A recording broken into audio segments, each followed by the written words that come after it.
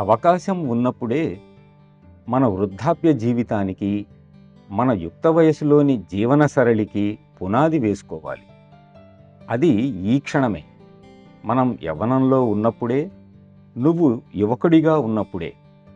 ఎందుకంటే మన అంతర్గత జీవితానికి, ప్రాపంచిక జీవనానికి సమతౌల్యం చేకూర్చుకోవాలి.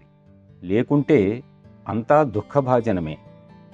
ఎన్ని సంపదలు, ఎన్ని కార్లు, బంగళాలు ఉన్నా, ఎంత డబ్బు ఉన్నా మిగిలేది వ్యాకులతే.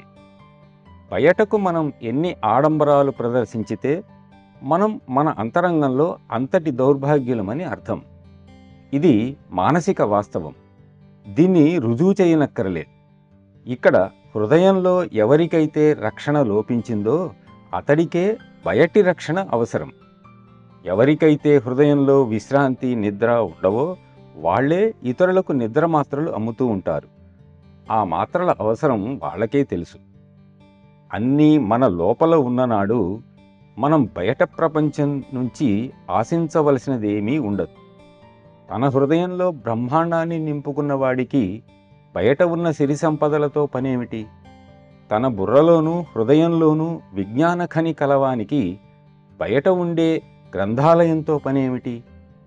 వివేకాన్ని మేధస్సులో కాక హృదయంలో కల్పించాలి. తెలివితేటలు మేధస్సులోనూ, వివేకం హృదయంలోనూ ఉండాలి.